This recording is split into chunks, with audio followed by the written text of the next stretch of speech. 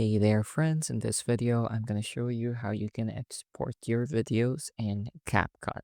So very quickly, I'm just going to add some more clips to my timeline. So let's say I finished editing a short video and I'd like to export it. It's really easy in CapCut. All you have to do is click on the small export button at the top right. Then here it's going to show you some settings. You can change the name of your file. I'm going to name it Mountain Ranges. There we go. Then you can also change some things like the frame rate, the codec, the format, the resolution. Besides the name, there's nothing else I'd like to change. And I'm very happy with these settings. So now I'm going to click on export and then a small progress bar is shown at the bottom.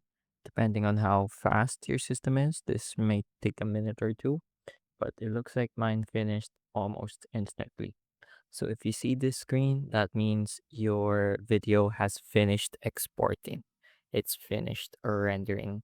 You can find the folder very quickly by clicking on the open folder button here at the bottom left. I'm going to do that and it shows me the video it has made. So go ahead and give it a quick watch.